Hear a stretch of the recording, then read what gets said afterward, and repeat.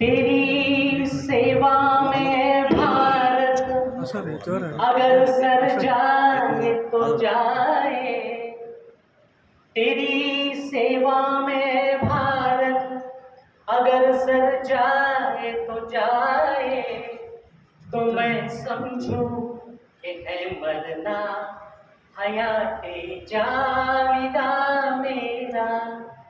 ही गजल जावेद अख्तर साहेबांनी लिहिलेली नाही आहे, गुलजार साहेबांनी सुद्धा लिहिलेली नाही आहे, सेल्युलर जेलमध्ये स्वातंत्र्यवीर विनायक दामोदर सावरकर यांनी लिहिलेली आहे. गझलसाठी काय वाजत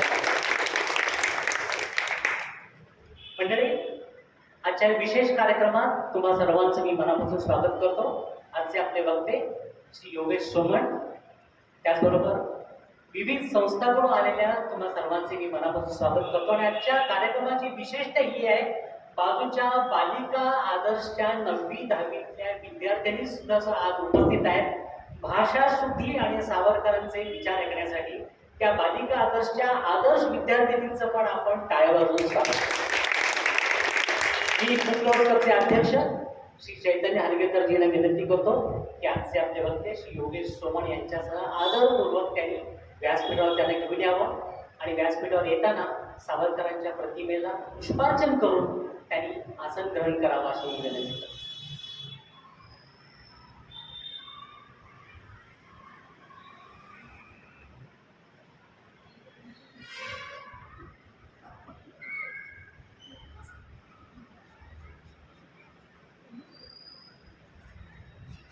भारत माता की जय, स्वातंत्र्य लक्ष्मी की जय. धन्यवाद. मी योगेशजींचा थोडक्यात परिचय तुमच्यासमोर मांडतोय. श्री योगेश श्रीनिवास सोमण, संचालक academy of theatre arts Mumbai विद्यापीठ, त्याचप्रमाणे महाराष्ट्र साहित्य परिषद पुणे याचे ते अध्यक्ष आहेत. अखिल भारतीय मराठी साहित्य महामंडळाचेही ते अध्यक्ष आहेत. शिक्षण MA राज्यशास्त्र, पदविका पत्रकारितेमध्ये, प्रिंटिंग टेक्नॉलॉजीमध्ये, त्याचबरोबर रंगभूमीवर लेखक, दिग्दर्शक, अभिनेता, प्रशिक्षक म्हणून गेली 40 वर्षे ते कार्यरत आहेत. 76 एकांकिका, 7 नाटके आत्तापर्यंत त्यांची प्रकाशित झालेली आहेत, अशी त्यांची दणदणीत साहित्य सेवा झालेली आहे. एकांकिका आणि नाटके इंग्रजी, हिंदी, गुजराती, आसामी आणि उर्दू भाषेत भाषांतरित झालेली आहेत. स्नेह या संस्थेच्या माध्यमातून अनेक सांस्कृतिक उपक्रम गेली 25 वर्षे ते राबवत आहेत. अनेक विद्यार्थ्यांना त्यांनी प्रशिक्षित केलेलं आहे. आनंदलोह या संतश्रेष्ठ तुकाराम महाराजांच्या आयुष्यावर आधारित एकपात्री प्रयोग आणि स्वातंत्र्यवीर सावरकरांवर आधारित मी विनायक दामोदर सावरकर हा एकपात्री दृकश्राव्य नाट्यप्रयोगाचे देश विदेशात त्यांनी सादरीकरण केलेले आहे. चित्रपट अभंग तुकाराम नुकताच येऊन गेलेला आहे. उरी, दृश्यम, दृश्यम 2, ज्ञानेश्वरांची मुक्ताई, आनंदी गोपाळ, येरे येरे पैसे हे मला टायटल खूप आवडते. येरे येरे पैसे, माझं भिरभिर, ज्योती, त्याचबरोबर अनेक मालिका, नांदा सौख्य भरे, दिल्या घरी सुखी रहा, क्राईम पेट्रोल, अंजली आणि स्पेशल फाईट अशा अनेक मालिकातून त्यांनी काम केलं आहे. माझा वैयक्तिक अनुभव सांगतो. 2-3 वर्षापूर्वी ऐतिहासिक फर्ग्युसन कॉलेजमध्ये मी सावरकर या वक्तृत्व स्पर्धेत मला एक छोटासा पुरस्कार मिळाला होता. तो मी व्यासपीठावरून घेताना व्यासपीठावर स्वतः योगेश सोमणजी उपस्थित होते आणि तो पुरस्कार मिळाला म्हणून आपल्या आम्हाला देश संघटनेच्या कार्यकर्त्यांनी ते जेव्हा बेळगावात सरस्वती वाचवण्यात आले होते तेव्हा त्यांच्या हस्ते त्यांनी मला पुरस्कार दिला आणि गेले 2 दिवस मी त्यांच्या सहवासात आहे. हे मी माझं भाग्य समजतो. मंडळी, लोकमान्य ग्रंथालयाचे कार्याध्यक्ष श्री जगदीश कुट्टे सध्या अमेरिकेत आहेत. बहुतेक ट्रम्प बरोबर डिस्कशन करतो असतील. त्यांनी तिथं बसून हा कार्यक्रम आयोजित केलेला आहे. आम्ही खास करून श्री सांगलीकर आणि सरस्वती वाचनालयाचे मनापासून आभार मानतो, कारण सावरकर व्याख्यानमालासाठी ते 2 दिवस आणि आजचा 3रा दिवस बेळगावात आहे. सर, बुक लव्हर्स क्लब बद्दल मी 2 मिनिटं तुम्हाला सांगतो. गेली 11 वर्ष या ठिकाणी दर शुक्रवारी संध्याकाळी 6 वाजता आम्ही भेटतो. कोणीही कुठल्याही भाषेतलं पुस्तक इथे येऊन सादर करतात. 40-50 मिनिटं पुस्तक सादर केल्यानंतर आम्ही अशा गोल खुर्च्या घालून त्याच्यावर चाय पे चर्चा करतो. 6 वाजता सुरू झालेला हा कार्यक्रम 7:15-7:30 पर्यंत संपतोय.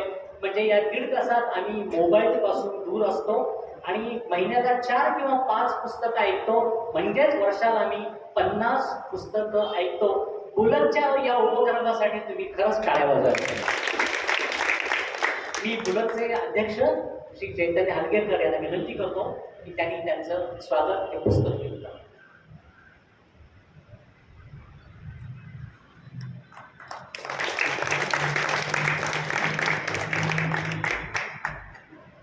योगेशजींना माझी थोडीशी विनंती आहे, माझ्याकडून सुद्धा त्यांनी एक भेटवस्तू घ्यावी अशी मी त्यांना विनंती करतो.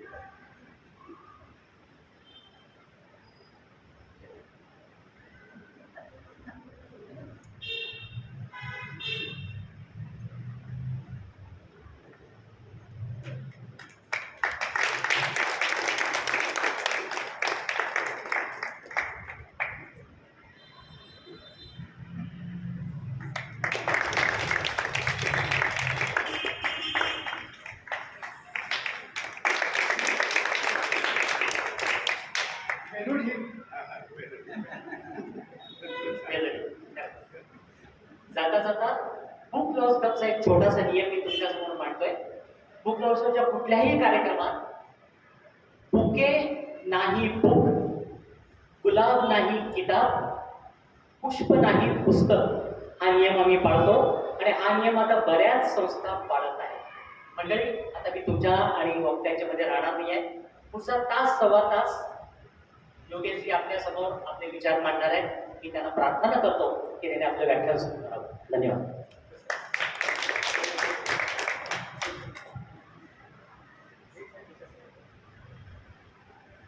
आपल्या बेळगावातले सावरकर प्रेमी श्री संजय रायकर त्यांनी छान तिथं प्रदर्शन मांडलेलं आहे. त्यांनी छान पुस्तिका तयार केलेली आहे आणि त्यांची योगेशजींना विनंती आहे की योगेशजींनी आपल्या करकमलाद्वारे ती पुस्तिका प्रकाशित करावी. तुम्ही पण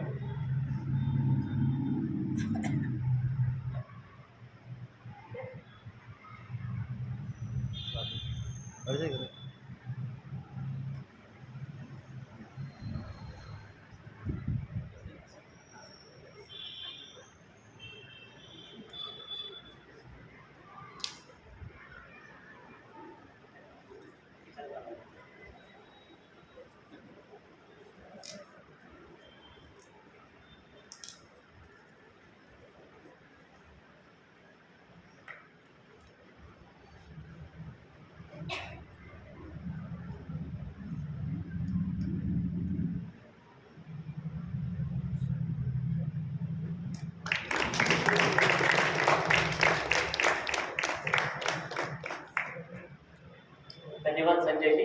यानंतर श्री योगेश बोलतो.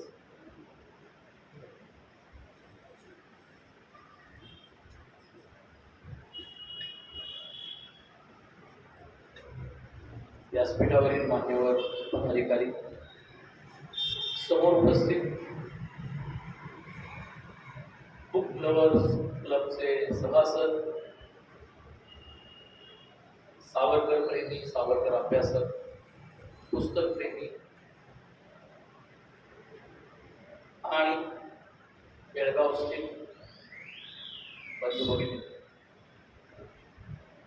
माझ्यापुढे खूप जेव्हापासनं आज सकाळचं हे व्याख्यान नक्की झालं आणि मी मान्य केलं की मी बोलायला येईल, त्यावेळेला माझ्यापुढे खूप मोठा प्रश्न होता की आपण विषय कसा मांडायचा. कारण आपल्याला सावरकरांच्या भाषा शुद्धीबद्दल जे माहिती आहे ते जेवढं तुम्हाला माहिती आहे तेवढंच मला माहिती की त्यांनी अनेक जवळजवळ ज्ञात असलेले 800 शब्द, 800 ते 850 शब्द हे मराठी सारस्वताला, मराठी भाषेला नव्याने इंग्रजी जे बोली भाषेत सहज म्हणून जिभेला वळण लागलेलं होतं, अशा इंग्रजी शब्दांचं भाषांतर करून ते रुजवले आणि नक्की केले. म्हणजे अगदी छोटं उदाहरण द्यायचं झालं तर जे आपण महापौर म्हणतो, ते महापौर हा शब्द सावरकरांनी पेयर या शब्दाला दिलेला प्रतिशब्द आहे, मराठी शब्द आहे, जो आता आपल्या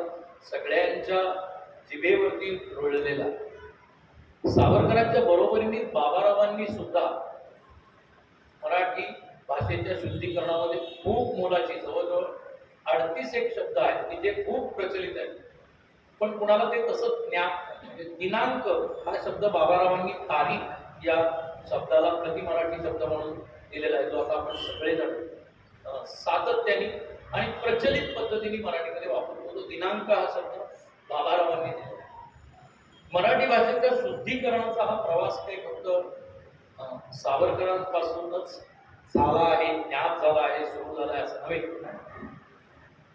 तर खरं तर मराठी भाषा टिकवणं, मराठी भाषा जनमानसामध्ये आपल्या अभंगांपासून काव्यांपर्यंत रुजवणं आणि मराठी भाषा जगवणं हे 1200व्या शतकापासून सुरू झालं आणि त्याला संतांची फार मोठी परंपरा आहे.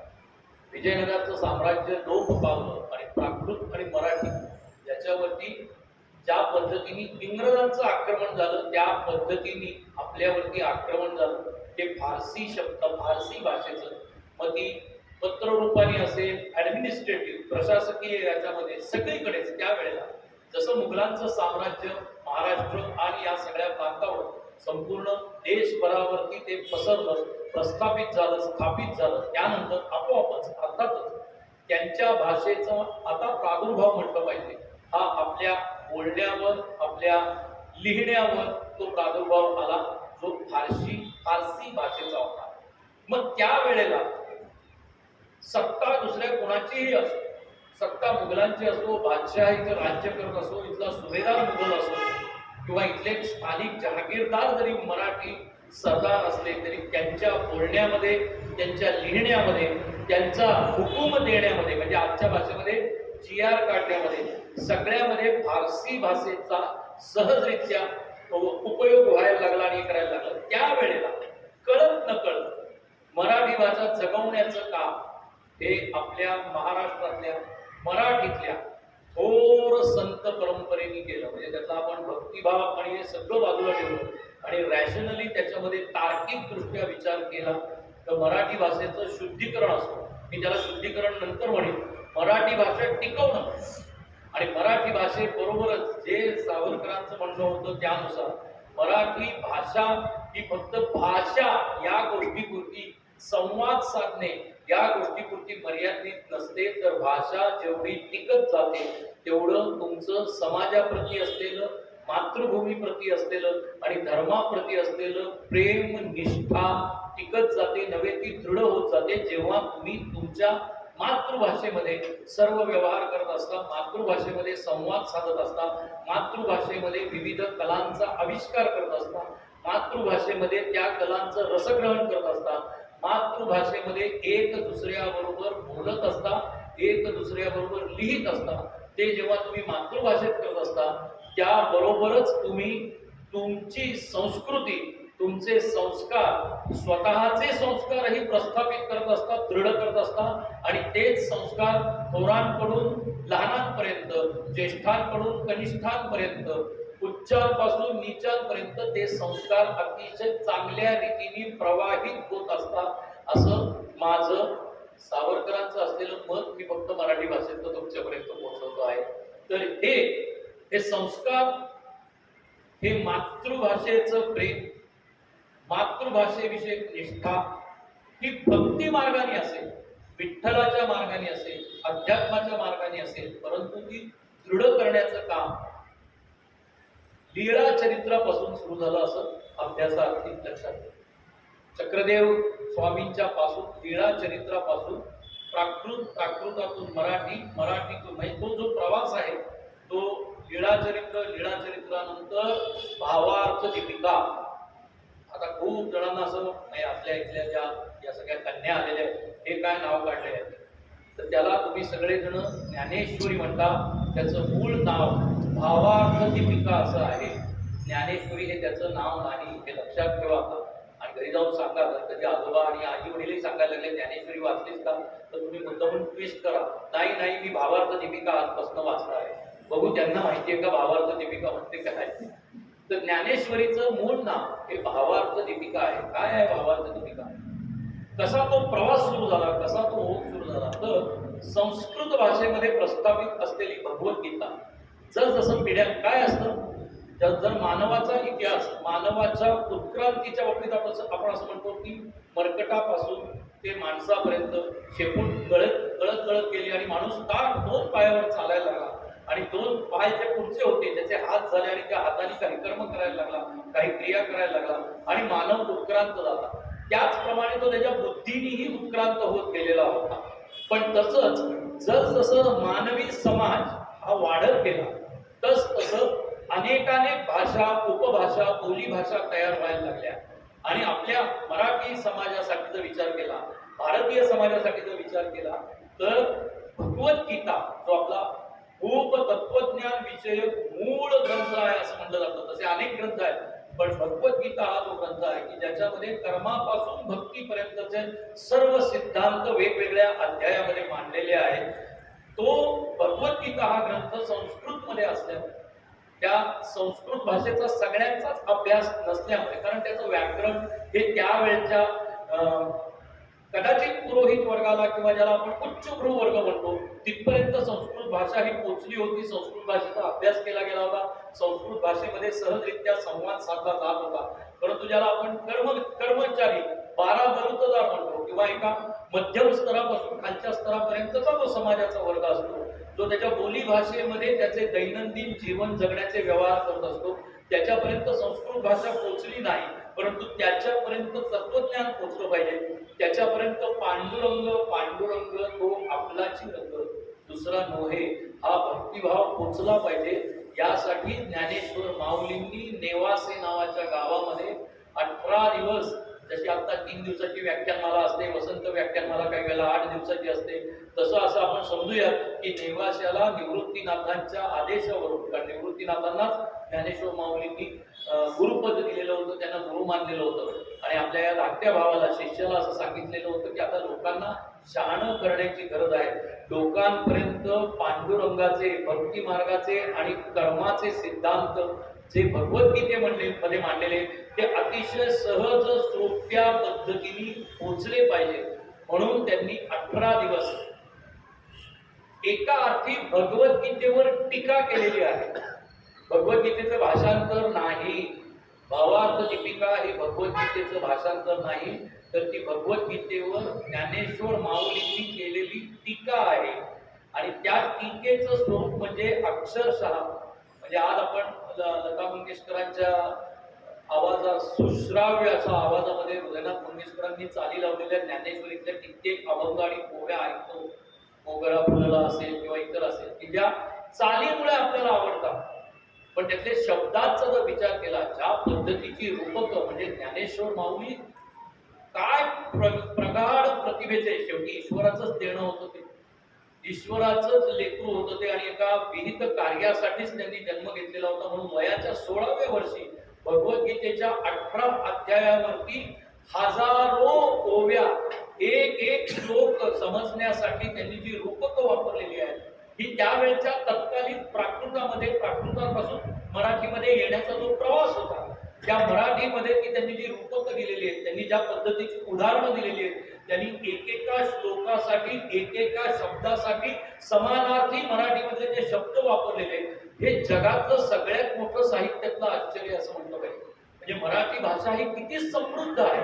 मी भाषेचं ब्रँडिंग करायला इथं अजिबात आलेलो नाहीये, पण हे आपण जाणलं पाहिजे की कशासाठी अशा पद्धतीच्या उपक्रमांमधनं मराठी भाषेवरती, मराठी भाषेच्या शुद्धीकरणावरती कोणी आपले विचार शेअर करण्यासाठी, आपले विचार एक दुसऱ्यांपर्यंत मांडण्यासाठी का हे उपक्रम केले जातात, का तर ती समृद्धता आपण जाणली पाहिजे. मी माझं स्वतःचं उदाहरण सांगतो.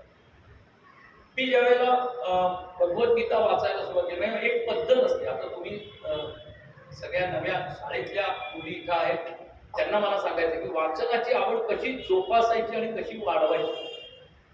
तर वाचनाची आवड ही नेहमीच साध्या सोप्या मराठी भाषेतल्या अतिशय सहज हलक्या फुलक्या विषयातल्या कादंबऱ्यांनी सुरुवात करावी किंवा कथा संग्रहांनी सुरुवात करावी, की जेणेकरून आपल्याला त्या भाषेमध्ये वाचून त्याच्यावर विचार करण्याची सवय लागते. म्हणजे आता तुम्ही कित्येकदा इंग्रजी भाषेत, म्हणजे मला स्वतःला जे म्हणतो, मी स्वतः अजिबात कम्फर्टेबल नाही इंग्लिश बोलण्यासाठी.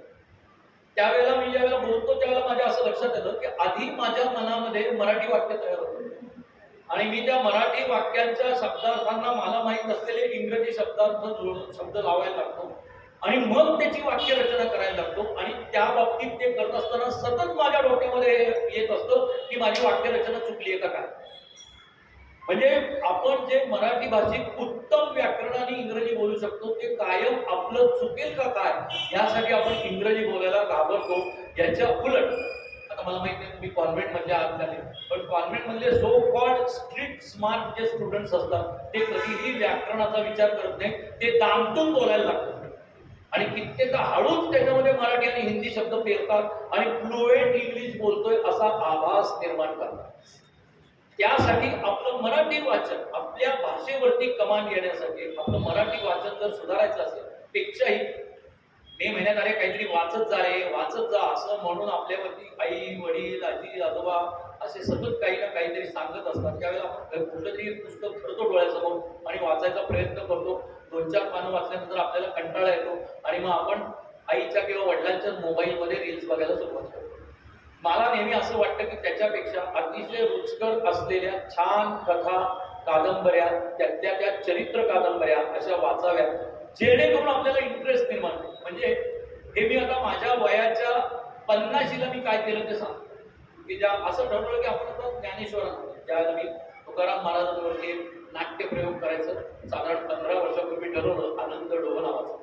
तर त्यावेळेला पहिल्यांदा जर मी काय वाचलं की जे आपल्याकडे म्हणलं जातं ज्ञान देवे रचिला पाया तुका चढवला असे कळस. तर ज्यांनी पाया रचलेला आहे मराठी भाषेचा मराठी तत्वज्ञानाचा मराठी काव्याचा मराठी भक्ती संप्रदायाचा वारकरी संप्रदायाचा त्या पायाबद्दल तर आधी जाणून घेऊ. त्यामुळे आधी भगवद्गीता वाचायला घेतली. भगवद्गीतेचे जे सगळे 18 अध्याय वाचून झाले त्याचं मराठीमधलं निरूपण वाचलं. हे सगळं झाल्यानंतर मी ज्ञानेश्वरी वाचायला घेतली आणि मग मला असं जाणवलं की काय म्हणजे 12व्या शतकामध्ये जेव्हा माऊलींनी नेवाशामध्ये हे एक 50-100 त्या नेवासे गाव केवढंच असणार तेव्हा आणि त्या गावामध्ये जे काय भले अगदी माउथ टू माउथ पब्लिसिटी करून जरी माणसं जमलेली असतील पहिल्या दिवशीच्या अध्यायाला थोडी कमी असतील दुसऱ्या दिवशी अजून घरातल्या एखाद्या माणसाने अगं चल आपल्या सासऱ्याने सुनेला आणि मुलाला सांगितलं असेल अरे काय ते 16 वर्षाचं पोर किती छान सांगते जरा ऐकायला चला असं म्हणून अगदी 3-4 अध्यायापर्यंत अशी किती संख्या वाटली असेल जास्तीत जास्त 300 लोक असतात. पण त्या 300 लोकांसमोर ते जेव्हा ते मी भावार्थ दीपिकेमधले त्यांचा पहिला अध्याय दुसरा अध्याय म्हणजे ओम नमोजी आद्या हे आपण वाचलं हे साध्या सोप्या त्यावेळच्या मराठी भाषेत लिहिलेलं आहे जे आज आपल्याला जाणून घ्यायला पुन्हा काही तज्ञांची मदत घ्यावी लागते.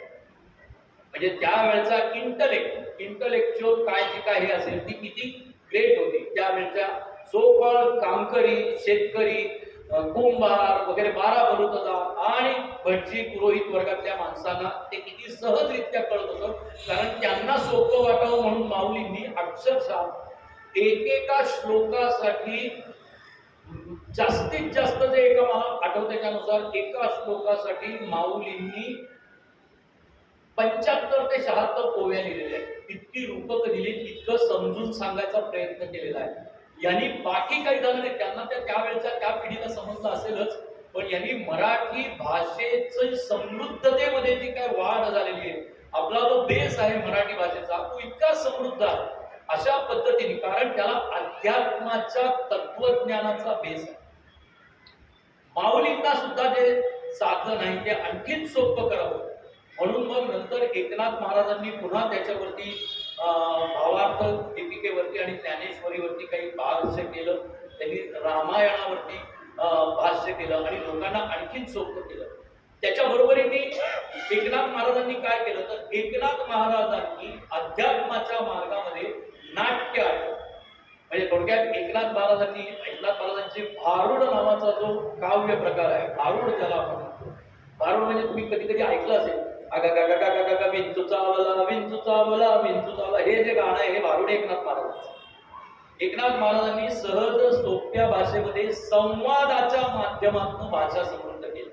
संवादाच्या माध्यमातून त्यांनी देवत्व भक्ती मार्ग अंधश्रद्धा म्हणजे अंधश्रद्धेवर पहिल्यांदा थेट जर कोणी टीका केली असेल आणि थेट जर कोणी प्रहार केले असतील तर ते संत एकनाथ महाराजांनी केलेले होते.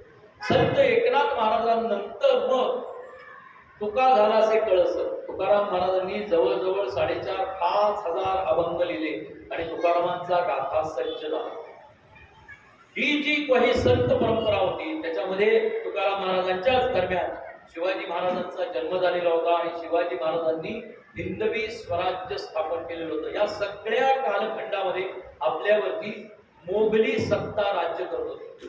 महाराष्ट्रावरती नव्हे संपूर्ण हिंदुस्थानवरती मुघलांचं राज्य होतं. दिल्लीपती, इकडं आदिलशहा, कुतुबशहा, निजामशहा असे वेगळे वेगळे बादशाह आपल्यावरती राज्य करत होते आणि रयत मात्र जरी ते राज्य करत असेल तरी आपल्या आपल्या परीने आपली मातृभाषा टिकवण्याचा प्रयत्न करत होती. आणि ते टिकवत असताना त्यांना आशीर्वाद आणि सदिच्छा होत्या त्या आपल्या मराठी संत परंपरेच्या. मी मराठी का म्हणतोय तर आता आपल्याला मराठीबद्दल बोलायचं आहे म्हणून मी मराठीबद्दल सांगतोय की मराठी संत परंपरा ही संपूर्ण विश्वात इतकी मोठी परंपरा आहे. कारण संतांनी काय नाही सांगितलं. संतांनी तुम्हाला जगण्याचे सर्व प्रकारचे व्यवहाराबद्दल त्यांनी त्यांच्या ज्याला आपण म्हणतो नोटेशन करून ठेवलेली, त्यांनी डॉक्युमेंटेशन केलेलं. म्हणजे माऊलींनी जर भगवद्गीतेवरती टीका केलेली असेल, भगवद्गीतेवरती काही सांगितलेलं असेल तर इकडे तुकाराम महाराजांनी तुकाराम महाराजांच्या अभंगांमधून आता अभंग तुकारामचा माझ्या बाबतीत उल्लेख केला त्यावेळेला जेव्हा मी ते जाणत होतो त्यावेळेला तुकाराम महाराजांना ज्यावेळेला शिवाजी महाराज भेटायला आले ती सगळ्यांना कथा माहिती आहे. शिवाजी महाराजांनी काय झालेलं होतं. शिवाजी महाराजांकडे म्हणजे दादोजी कोंडेवांकडे तिथल्या देहू गावातल्या आसपासच्या काही सनातनी मंडळींनी तक्रारी करायला सुरुवात केली होती की इथे तुकावाणी नावाचा एक वाणी आहे, म्हणजे वैश्य आहे, तो व्यापार उद्योग करणारा वाणी आहे आणि तो मात्र पांडुरंगाचे अभंग गातो, लोकांना संध्याकाळी आपल्या वाड्याच्या ओसरीवरती जमवतो, कीर्तन करतो. हे सगळे त्याचे अभंग त्यांनी चोरलेले आहेत असं आम्हाला वाटतं, असा संशय. अशा पद्धतीची तक्रार शिवाजी महाराजांकडे करण्यात आली. ही तक्रार अर्थातच जिजाऊ आऊसाहेबांकडे होती. त्यावेळेला मग जिजाऊंनी सांगितलं का शिवाजी महाराजांना की प्रत्यक्ष जाऊन त्यांची भेट घे, कोण येते. कारण बाकी तर कोणी सांगत नाहीत. काही चार जे कोण त्यावेळेचे सनातनी असतील, पुरोहित वर्गातले असतील ते सांगतायत की असा असा एक माणूस तुकाराम महाराज नाही, तुकाराम नावाचा एक माणूस अशा पद्धतीने कीर्तन करतोय, लोकांना शहाणपणा शिकवतोय, पण त्याचे सारे अभंग चोरलेले आहेत.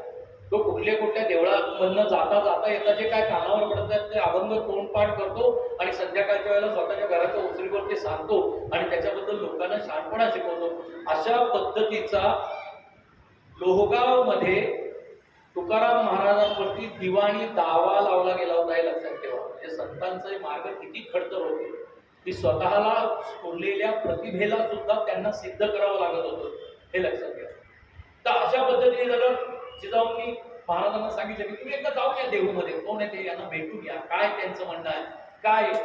मग त्यावर शिवाजी महाराजांनी एक कल्पना अशी केली की त्याच्या आधी स्वतःचे 2 सरदार आणि काही शिपाई पाठवले, भरपूर दागदागिने पाठवले, चांगली वस्त्र पाठवली, मिठाईचे पेटात मिठाईचे काय म्हणतो ताटं पाठवली, एक सुंदर पंचरंगी घोडा ज्याला म्हणतो सुलक्षणी घोडा त्यांना तुकाराम महाराजांची छत्र चामर म्हणजे त्यावेळेच्या प्रतिष्ठित माणसासाठी जे जे असायचं त्या सगळ्या गोष्टी मुद्दामून धाडून दिल्या आणि स्वतः त्यांच्या घरापासून थोडं दूर काय प्रतिक्रिया आहे हे बघण्यासाठी शिवाजी महाराज थांबले. आणि त्यावेळेला जिजाई म्हणजे आवली तुकाराम महाराजांची पत्नी ती घरामध्ये होती, दोन्ही लहान मुलं होती आणि असं काहीतरी शिवाजी राजांकडनं आलेलं आहे आणि हा सन्मान म्हणून त्यांनी पाठवलेला आहे, हा नजराणा पाठवलाय की आपल्या मुलांचे हे अभंग वगैरे त्यांना आवडतात वगैरे असं काहीतरी त्या शिपायांनी सांगितलं असेल का. आणि आवली आपली भराभरा सगळे ते दागिने घालायला लागली, हे करायला लागली, ती मुलं मिठाईमध्ये हात भरून खायला लागली. आणि तोपर्यंत तुकाराम कृष्ण हरी पांडुरंग हरी आवाज ऐकू आला. तुकाराम महाराज आपल्या गावात फेरफटका मारून वाड्याकडे आले आणि त्यांनी आवलीला ओळखलंच नाही. कारण इतकी दागिन्यांनी पडलेली पत्नी कधी आयुष्यात पाहिलीच नव्हती. त्यामुळे ज्या पद्धतीने दागिने घातलेले होते आणि ते पहिल्यांदा म्हणते कोण आहे म्हणजे ओळखलं नाही का मला, मी आवली आहे म्हणतो. मग हे असं का सोंग केलं तू ते ह्या दागिन्यात सोंगासारखे दिसते, सोंग दिसत आहे ते काढून टाक, हे आपलं नाही आहे. आणि एक एक दागिना त्यांनी उतरवून टाकला, मुलांच्या हातामधून मिठाई काढून पुन्हा त्या ताकात ठेवली. हे सारं शिवाजी महाराज दुरून बघत होते. आणि मग ते तिथले जे शिपाई आणि त्यांच्याबरोबर ते 2 सरदार होते ते म्हणले असं काय करताय, शिवाजी महाराजांनी तुमच्यासाठी हे पाठवलेलं आहे, ही मिठाई आहे, हे दागिने आहेत वगैरे. ते म्हणले की हे दागिने किंवा हे मला मातीचं मला आहे, मी ते मातीत टाकून देतो. असं पण घराच्या ओसरीवर उभं राहून त्यांनी खालच्या मातीत टाकून दिलं. आणि म्हणजे अहो सुलक्षणी घोडा त्यांनी तुमच्यासाठी पाठवलाय प्रवास करण्यासाठी. ते म्हणजे अहो माझे 2 घोडे आहेत ना, हे डावा आणि उजवा पाय, अख्खं विश्व मी पादाक्रांत करू शकतो, मला कुठल्या दुसऱ्या घोड्याची गरज नाही. बरे म्हणजे अहो मशाल दिवटी हे पण तुम्हाला पाठवलेलं आहे. ते म्हणजे अहो चंद्र सूर्यासारख्या 2 कायम तळपणाऱ्या रात्रंदिवस प्रकाश देणाऱ्या मशाली आमच्या इथं असताना आणि आकाशासारखं एवढं मोठं छप्पर माझ्या डोक्यावर असताना मी दुसऱ्या छत्रच्या आम्हालाची याची काळजी कशाला करू.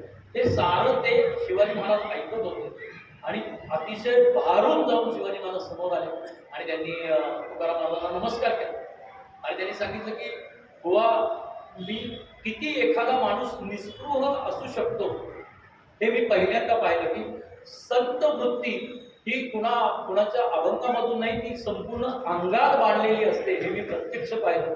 तुमचं संतपण हे ना तुमच्या अभंगातून आहे, तर तुम्ही स्वतःच एक संतपणाचं मूर्तिमंत उदाहरण आहात. मला तुम्ही दीक्षा द्या, मला तुम्ही मार्ग शिकवा.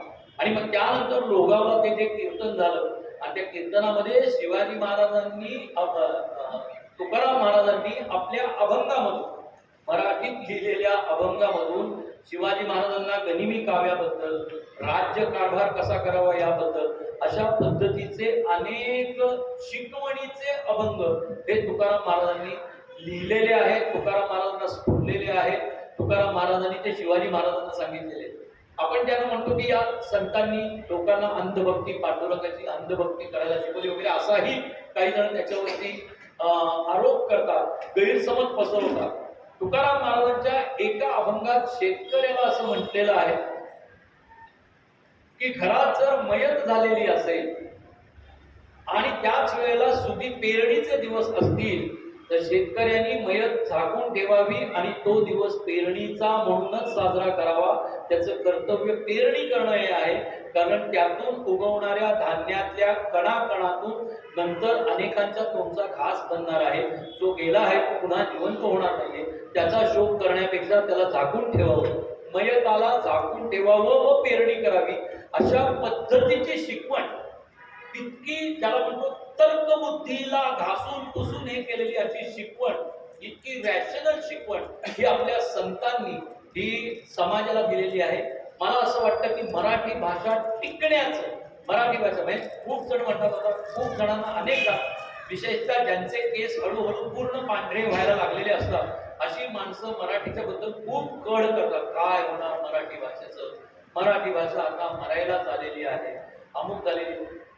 आज आपण सगळे आपल्या हृदयावर हे कोरून घेऊ, जोपर्यंत तुम्ही, आम्ही आणि पुढच्या पिढ्या मराठी भाषा बोलत राहणार आहोत, मराठी भाषा लिहित राहणार आहोत, त्याच्या कदाचित संख्येत एखाद्या वर्षात थोडाफार फरक पडेल, परंतु एखादी भाषा जी अशा पद्धतीने स्वतःच्या विचारांचं, स्वतःच्या घामाचं, श्रमाचं आणि रक्ताचं सिंचन करून जोपासलेली असते, अरे अशी मराठी भाषा कशी समजू शकेल. मराठी समाज जोपर्यंत आहे, मराठी माणूस जोपर्यंत जिथे जिथे म्हणून आहे, म्हणजे आता आपल्याला कित्येकांचे माणसं नातेवाईक परदेशात असतात, कित्येकांची ही उदाहरण आहे की आपल्या घरामध्ये ती सगळेजण शुद्ध मराठी बोलायचा प्रयत्न करत असतात. हा, आता शुद्ध मराठीमध्ये पुन्हा एकदा आता शुद्धीकरणाची मोहीम काढायला पाहिजे. म्हणूनच मधल्या काळामध्ये सावरकरांनी ती मोहीम सुरू केली आणि ती जबाबदारी आपल्यावर आहे. ते मी माझ्या व्याख्यानाच्या आणि बोलण्याच्या शेवटाच्या सुमारास येणारच आहे. परंतु मराठी भाषा संपत नाही, मृत होत नाही हे लक्षात ठेवा. जसं आमच्या नाटकाच्या बाबतीत म्हणतात की नाटक आता मृत होणार आहे, तर तसं नाहीये. जोपर्यंत व्यक्त होण्याचं प्रत्येक व्यासपीठ माणूस वापरतो आहे, मग ते वक्तृत्व असेल, काव्य असेल, कादंबरी असेल, नाटक लिहिणं असेल, तसंच नाटक सादर करणं, हे जोपर्यंत कुठल्या तरी गावामध्ये 2 जणांना वाटतं, मग भले तो एखाद्या छोट्या व्यासपीठावर उभारून एक पात्री करेल किंवा काही होईल, नाटक मरणार नाही हे लक्षात ठेवा. कदाचित त्याची संख्या काही दिवस रोडावेल, पुन्हा ती समृद्ध होईल, पुन्हा ते वाढायला लागेल, पण आता नाटक संपलंच आहे. ते आता हेरिटेज मध्ये आहे. ही वेगवेगळी जी थिएटर्स आहेत ती हेरिटेज वॉक म्हणून आपण वापरायला घेऊ, अशी कधीही अवस्था होणार नाही. रस्त्याच्या कुठल्याही कोपऱ्यात उंचवट्यावर उभं राहून 2 जणांनी संवाद साधला आणि त्याला बघायला 10 जण तिथं उभे राहिले, भले 2 वेडे बोलतात म्हणून जरी ऐकलं तरी त्या 2 वेड्यांसाठी ते नाटकच असतं आणि त्यांनी जे पाहिलं त्यांना कळत नसतं तरी तो परफॉर्मन्सच असतो हे लक्षात ठेवा. तर त्यामुळे नाटक कुठेही मरत नाही असं माझं म्हणणं आहे. तसं कुठलीही भाषा जी देववाणी इतकी शुद्ध आहे, जिला संतांनी परमेश्वराचा दर्जा दिलेला आहे. आणि संत म्हणजे जो सज्जन तो संत असं आपण मानलं पाहिजे. कुठल्या तरी फोटो फ्रेम मध्ये जाता येताना आपण नमस्कार करतो, तो संत तर असतोच असतो. पण तुमच्या आमच्यामध्ये तिळमात्र जर सज्जनपणा असेल तर तो सज्जनपणा म्हणजे ते आपल्यातलं संतत्व असतं असं मला स्वतःला वाटतं. तोपर्यंत जे हे संतत्व जोपर्यंत आपली भाषा मातृभाषा म्हणून टिकवून ठेवण्याची धडपड करत असतो, शुद्ध करण्याची धडपड करत असतो, तोपर्यंत मराठी भाषेला मरण नाही. ही काळ्या दगडावरची रेघ आहे असं तुम्ही समजत. तर शिवाजी महाराजांच्या काळात असं झालं की शिवाजी महाराजांनी एक चमत्कार केला, तो तुम्हाला आम्हाला सगळ्यांना माहिती आहे. अफजल खानाचं पोट फाटलं, सिद्धी जोहरच्या पहाऱ्यातनं निघून गेले, आग्र्याहून निसटले, हे छोटे छोटे चमत्कार आहेत. या सगळ्या चमत्कारांच्या मंदिराचा कळस काय होता तर रायगडावरती विजयनगरच्या साम्राज्याच्या पतनानंतर पुन्हा एकदा हिंदवी स्वराज्य स्थापन केलं. कागा भट्टांनी उच्चारवानी उच्चारलेल्या मंत्रघोषामध्ये सप्त सिंधूंचं सप्तगंगांचं पाणी जलाभिषेक करून घेतला आणि हिंदवी स्वराज्याला पुन्हा एकदा नवा अभिषिक्त राजा आणि सिंहासन प्राप्त झालं. हे आपल्यासाठी चमत्कार आहे जो शिवाजी महाराजांनी घडवला आहे. शिवाजी महाराजांनी फक्त 4 पराक्रम, मी जे नेहमी म्हणतो की शिवाजी महाराजांनी अफजल खानाला मारलं, शाहिस्तेखानाची बोटं मोडली, बाजी प्रभू देशपांडेंनी बलिदान केलं, तानाजी मालुसऱ्यांनी सिंहगड जिंकला, आग्र्याहून शिवाजी महाराज या औरंगजेबाच्या हातावर तुरी देऊन निसटले वगैरे, हे सगळं मानलं तरी चमत्कार जो आहे तो तुमच्या आमच्यामध्ये, आपल्या पूर्वजांमध्ये, आपल्या आधीच्या 5व्या 6व्या 7व्या पिढ्यांपर्यंत प्रत्येकाच्या मनामध्ये आमचं राज्य पुन्हा प्रस्थापित झालेला आहे. हा स्वाभिमान, हा विश्वास आपल्यामध्ये निर्माण केला आणि आपल्या सगळ्यांचे कणे जे 350 वर्ष, कदाचित आपण असू तेव्हा पुनर्जन्मावर हिंदू धर्मातल्या जर आपला विश्वास असेल तर आपल्यातले कित्येक जण जेव्हा असतील, रायगडावरचा तो 16-8 दिवस जो चाललेला होता तो आपण अनुभवलेला असेल, आता आपल्याला आठवत नाही. पण म्हणून तो आपण इतिहास कथनात पुन्हा पुन्हा ऐकतो आहोत आणि तो आनंद साजरा करतो आहोत. आता हिंदू साम्राज्य दिनाचे कित्येक कार्यक्रम चालूच आहेत. 6 जूनला, आता काही दिवसांपूर्वी 6 जून हा शिवाजी महाराजांच्या हिंदू साम्राज्याचा दिवसाचा वाढदिवस आहे. लक्षात ठेवा, हा स्मृती दिन नाही, हा वाढदिवस आहे. हिंदू साम्राज्य दिन हा तुमच्या आमच्यामध्ये सतत जिवंत राहायला पाहिजे. कारण त्या दिवशी बाकी काही झालं नाही तर आपले वाकलेले झुकलेले कणे आणि कुणासमोरही कुर्निसाद करण्यासाठी वळणारे आपले हात हे समशेरीकडे ज्ञानाकडे गेले, आपल्या मानात ताट झाल्या आणि आपले कणे ताट झालेले होते. लक्षात ठेवा. म्हणूनच शिवाजी महाराजांच्या नंतर 27 वर्ष औरंगजेब जवळजवळ 6 लाखाची फौज आणि कोट्यावधीचा खजिना घेऊन 27 वर्ष इथे लढत होता. या महाराष्ट्रामध्ये लढत होता, या मराठी प्रांतात लढत होता, हिंदवी स्वराज्य नेस्तनाबूत करण्यासाठी लढत होता. संपलं नाही. शेवटी 1.5 मीटर खड्ड्यामध्ये स्वतःला ठोकून द्यावं लागलं. औरंगाबादच्या छत्रपती संभाजीनगरच्या जवळ त्यांची कबर आहे औरंगजेबाची, तिथेच त्याला चिरशांती घ्यावी लागली. पण शिवाजी महाराजांनी स्थापिलेल्या हिंदवी स्वराज्याचा किल्ल्याचा एक चिरा सुद्धा ढासळला नाही. लक्षात ठेवा. हे कशामुळे झालं? शिवाजी महाराजांनंतर संभाजी महाराजांनी बलिदान दिलेलं होतं. राजाराम महाराज इकडे दूर जवळ तामिळनाडू जिंजीमध्ये राहत होते, तिथं त्यांनी राजधानी प्रस्थापित केली होती. इथे प्रत्येक सरदार शिवाजी महाराज झाला होता. इथे प्रत्येक शिपाई नव्हे, प्रत्येक घर महाराष्ट्रातलं घर किल्ला झाला होता आणि घराच्या अंगणातलं गवताचं पातळ तलवार झालेलं होतं. ही शिकवण, हे संस्कार शिवाजी महाराजांचे होते आणि त्याच संस्काराबरोबर शिवाजी महाराजांनी सगळ्यात पहिल्यांदा राजकीय लेवलला भाषा शुद्धीकरणाची मोहीम सुरू केली. त्यांनी राजकोष मराठीमध्ये करण्याची सुरुवात केलेली होती. त्याच्यासाठी स्वतंत्र खातं निर्माण केलेलं होतं. राजकोषामध्ये राज्यकारभार करतानाचे जे फारसी, म्हणजे शिवाजी महाराज प्रस्थापित होईस्तोवर, शिवाजी महाराज सिंहासनाधिष्ठित होईस्तोवर आपल्या राज्यकारभाराच्या भाषेमध्ये 90% शब्द किंवा मायने किंवा पत्र लिहिण्याच्या पद्धती या फारसी मुघलांनी घालून दिलेल्या पद्धती होत्या. कसा एखाद्या गोष्टीचा आणि संस्कारांचा परिणाम होतो पुढच्या 100 वर्षामध्ये.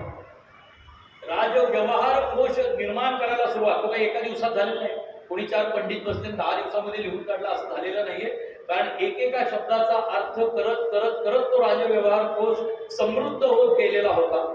आणि त्याच्यानंतर पुढील 100 वर्षामध्ये म्हणजे मग पेशवाई असेल, पेशवाईचा अंत असेल, तिथपर्यंत जवळजवळ 80% शब्द किंवा 80% भाषा ही संपूर्ण मराठी झालेली होती, हे लक्षात ठेवा. म्हणजे त्या राजव्यवहार कोशाचा परिणाम असा झाला की महाराष्ट्रातली जनता, मराठी जनता, मराठी माणूस, मराठी सरदार, मराठी कारकून, मराठी बारा बलुतेदार, मराठी सावकार, मराठी दिवाणजी हे राजव्यवहार कोशाप्रमाणे संपूर्ण मराठीमध्ये आपले व्यवहार लिहायला लागलेले होते, आपली पत्र लिहायला लागलेली होती.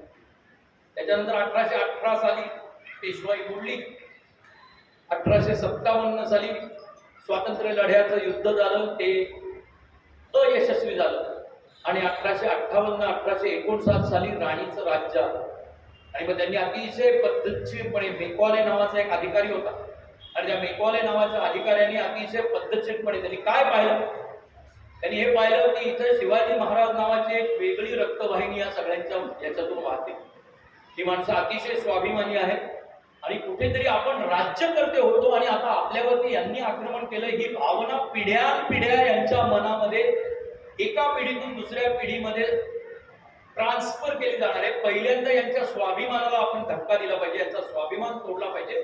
स्वाभिमानाची सर्व स्थानं आपण त्यांची बंद करून टाकली पाहिजे की जिथे जिथे म्हणून त्यांना त्यांचा स्वाभिमान जागा होईल अशा जागा आहेत, त्या जागा पुसून टाकल्या पाहिजे. पहिला घाला त्यांनी आपल्या इतिहासावर घातला, दुसरा घाला त्यांनी आपल्या जातीय एकोप्यावर घातला आणि तिसरा घाला त्यांनी आपल्या भाषेवर घातला. इंग्रजीला प्राईम भाषा केली आणि एक नव कारकुनांची नवशिक्षित सो कॉल सुशिक्षित इंग्रजी आलं म्हणजे जणू वाघिणीचं दूध प्यायलेले आहे, जी आजपर्यंत आपल्या भावनाची पेनिट्रेट झाली ती त्या मॅकॉले नावाच्या माणसाच्या उद्योगामुळे झाली. त्यांनी त्या पद्धतीने घेतलं की यांच्यामध्ये भाषेबद्दलचा अभिमान आपण नष्ट करून टाकतो. कारण भाषा ही दोन माणसांच्या संवादामधलं सगळ्यात मोठं माध्यम असतं. दोन माणसांचे विचार, दोन माणसांच्या भावना एकमेकांना कळण्यासाठीचं हे सगळ्यात मोठं माध्यम असतं. आणि ज्या वेळेला सो कॉल्ड वाघिणीचं दूध प्यायलेले, छान तुऱ्याच्या पगड्या बिगड्या घातलेले हे तरुण, कोणी फर्ग्युसन महाविद्यालय, कोणी मुंबई विद्यापीठ, कोणी डेक्कन कॉलेज, असे आमच्या पुण्याच्या आसपासमध्ये या कॉलेजमधून इंग्रजी बोलून आणि हॅम्लेट आणि शेक्सपियरची नाटकं वगैरे वाचून ज्या वेळेला चर्चा करायला लागले, त्यावेळेला त्यांच्या मनामध्ये मराठीबद्दल एक अतिशय निम्न दर्जाची भाषा अशी भावना आपोआप ठेवायला लागली. का तर इंग्रजी आलं म्हणजे नोकरी मिळते, इंग्रजी आलं म्हणजे कुठेतरी शाळेमध्ये शिक्षक होत आहेत, इंग्रजी आलं म्हणजे पोस्ट मास्टर होत आहेत, इंग्रजी आलं म्हणजे कलेक्टरच्या हाताखाली जी काही कारकुनांची बळी असते तिथं आपल्याला नोकरी नक्की होते. आणि त्या मग पुन्हा शिकवलं काय गेलं, तुमच्या इतिहास. त्यावेळेच्या इतिहासामध्ये शिवाजी महाराजांबद्दल अक्षरशः शिवाजी महाराजांबद्दलचा एक पॅरेग्राफ होता. मग बाजीप्रभू देशपांडेंना कधी एक लाईन तरी मिळणार की नाही विचारायला. तानाजी मालुसरेंचा पराक्रम हा दोन लाईनीमध्ये सुद्धा संपून टाकला असेल पाठ्यपुस्तकांना. मी वाचलेल्या माझ्या इतिहास कुठपर्यंत ते आलेलो होतो.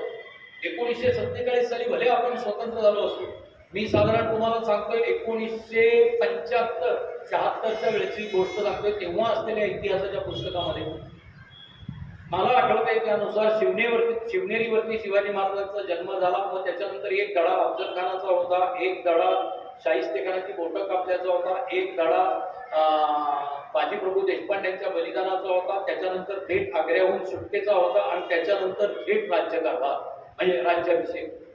6 पानांमध्ये शिवाजी महाराजांचा इतिहास संपवलेला होता. परंतु मुघल साम्राज्याला जवळजवळ 28 पानं होती मला जी माहिती आहे त्याच्यानुसार. हुमायून, बाबर कुठं जे हारले होते तिथपासनं सम्राट अकबर, अकबराच्या नंतर शहाजहान, जहांगीर, अगदी पार त्या जहांगीरच्या महालाच्या बाहेर एक घंटा वाजवलेली असायची.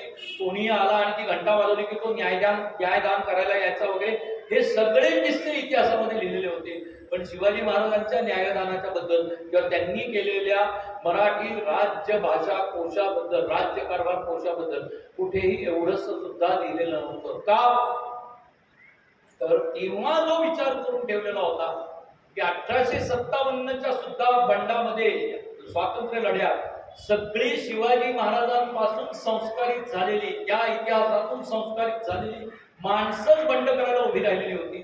त्यामुळे हे बघितलं होतं की यांच्या पहिल्या मुळावरती घाव घातला पाहिजे. यांना ज्या गडकिल्ल्यांबद्दल, यांना ज्या शिवाजी महाराज या नावाबद्दल, की ते नाव आलं की अक्षरशः ऊर भरून येतो, हात शिवशिवायला लागतात, अन्याय सहन करण्यासाठी मान ताठ होते आणि मनामध्ये फक्त अभिमान अभिमान आणि अभिमानच असतो.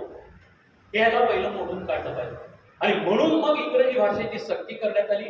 हळूहळू हळूहळू इथला जो मध्यम वर्ग आहे, इथला जो सुशिक्षित वर्ग आहे, यांना कुठेतरी त्यावेळच्या सामाजिक राजकीय परिस्थितीमुळे असेल पण इंग्रजी भाषेचे अतिशय गोडवे कौतुक वाटायला लागलं. आणि आपली मराठी भाषा म्हणजे ही अगदी काय म्हणजे मराठी भाषा म्हणजे अजूनही ते आपल्या मनात आहे. मला इतकं कधी कधी वाईट वाटतं.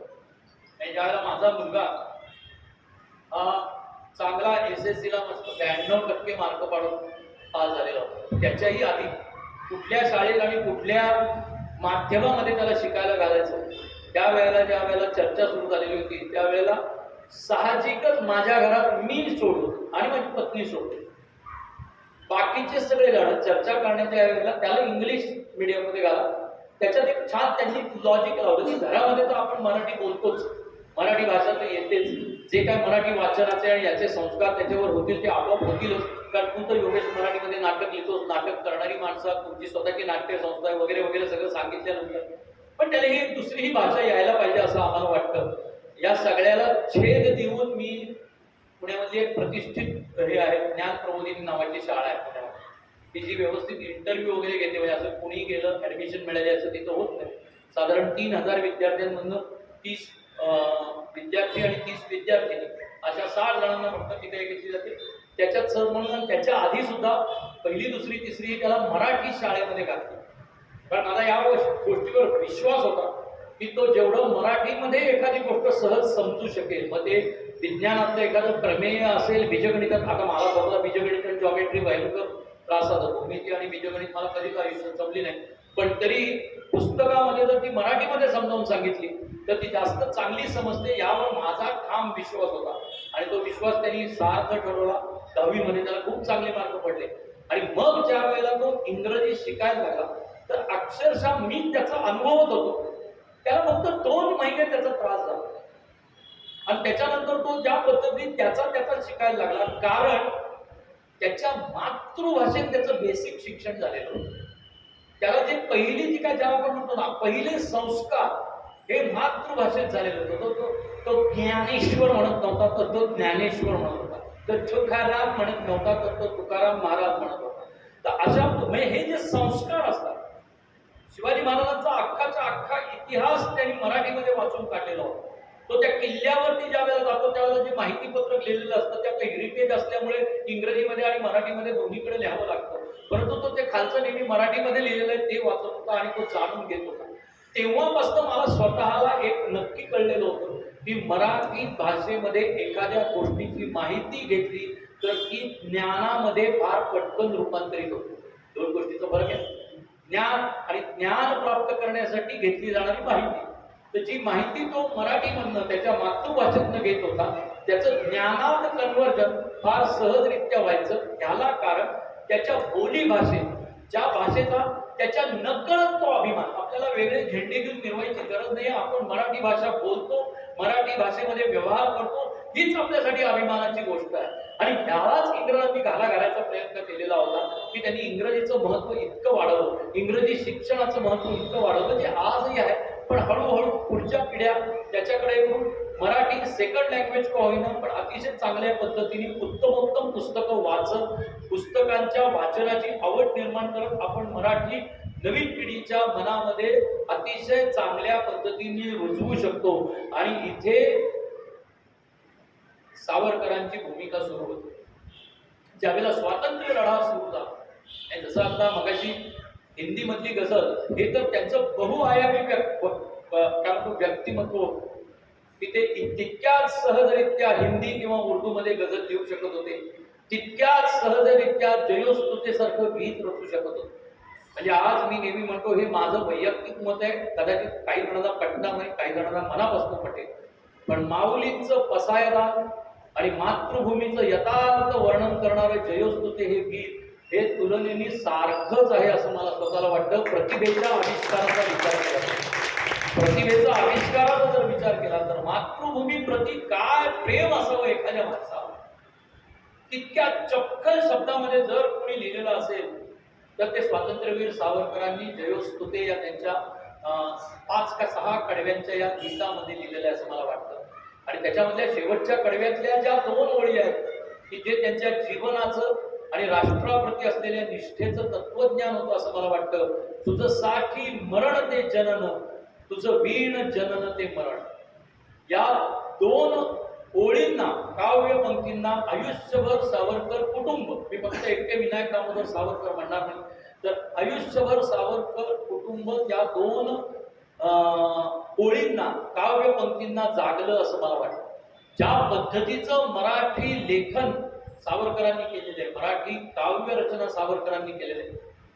सावरकर हे 360 डिग्रीज मध्ये असलेलं बहुआयामी प्रतिभावान व्यक्तिमत्व असं मला वाटतं.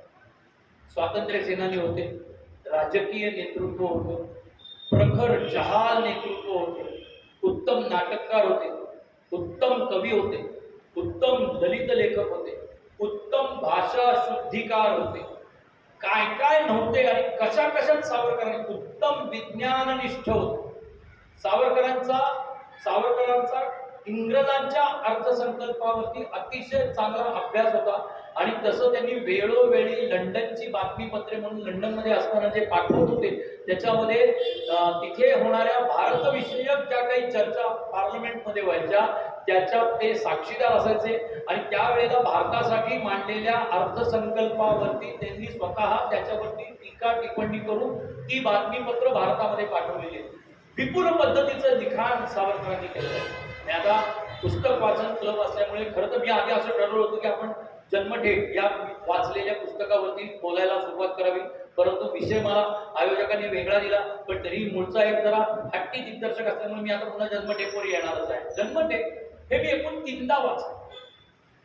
3दा वाचलं म्हणजे ज्यावेळेला 7वी 8वी मध्ये ज्यावेळेला मी जन्मठेप वाचायला घेतलं त्यावेळेला अगदी प्रामाणिकपणे सांगायचं तर 15 ते 20 पानं वाचल्यानंतर मला कंटाळा आला, कारण सावरकरांची भाषा कळायला स्वतःमध्येही काही क्षमता असावी लागते असं मला त्यानंतर जेव्हा दुसऱ्यांदा वाचायला घेतलं त्यावेळेला कळलं की आपल्यात बौद्धिक क्षमता आली पाहिजे. सावरकर इतक्या सहज कळत नाहीत मित्रांनो. सावरकरांच्या कविता 2-2दा 3-3दा वाचाव्या लागतात. त्यांचे स्वल्पविराम, त्यांचे पूर्णविराम, त्यांची उद्गार चिन्ह हे सगळं कळण्याच्यासाठी त्याच्या मागच्या जो 3 शब्दांचा समूह आहे आणि त्या ठिकाणी तोडलेला आहे. एखाद्या ठिकाणी मध्येच एक संस्कृत शब्द चपखलपणे बसवलेला आहे. अशा पद्धतीची शब्दरचना असलेलं अमोघ वक्तृत्व असलेला लेखक ज्या वेळेला त्याच्या मनातल्या भावना आणि अनुभव सर सर सर सर लिहित जातो त्यावेळेला तो जो ओघ असतो तो ओघ वाचण्याची क्षमता जर आपल्यामध्ये नसेल तर आपल्याला कंटाळा येतो. तसंच माझं 8वी मध्ये झालं. ज्या वेळेला मी ते जन्मठेप वाचायला घेतलं त्यावेळेला मला 8व्या दिवशी 9व्या दिवशी कंटाळा आला. नेमके 20 पानं वाचून झालेली. मग ते मी बाजूला ठेवलं, कारण तेव्हा आधी संघाच्या शाखेमध्ये जात होतो त्यामुळे आमच्या मुख्य शिक्षकांनी सांगितलं त्यावेळेला की अरे जन्मठेप वाच सावरकरांचं, एकदा वाचून काढलं पाहिजे, टिळकांचं चरित्र वाचलं पाहिजे वगैरे असं. तर मला आपलं सावरकरांचं वाचावं म्हणून घेतलं म्हणून माझी जन्मठेप वाचायला घेतलो आणि कंटाळलो. कारण माझं काय व्हायचं, आपल्याला एक सवय असते की साधारण 10-15 शब्दांनंतर फुलस्टॉप येतो. तो फुलस्टॉप आपल्यासाठी विश्रांती असते वाचणाऱ्यांसाठी. तर पहिल्या 20 पानामध्ये एक पॅरेग्राफ असा होता की जवळजवळ 72 शब्दांनंतर फुलस्टॉप होतो. तो फुलस्टॉप पाहिल्यानंतर पहिले काय सुरुवात होती बाबा या वाक्याची, पुन्हा वाचावं लागायचं. असे माझे 8 दिवस गेले.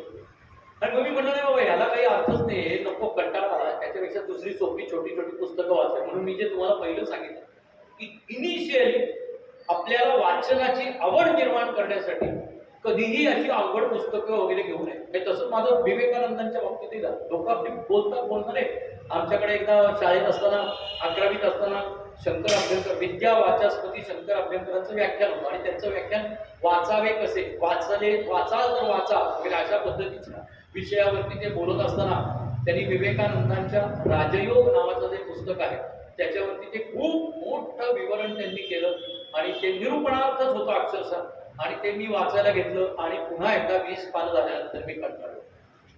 फक्त मला तेव्हा हे जाणवलं, कारण तोपर्यंत माझी जन्मठेप वाचून झालेलो. मग मला हे जाणवलं की याचा अर्थ आपली क्षमता आपली पातळी अजून नाही आहे की आपल्याला राजयोग समजू शकतो.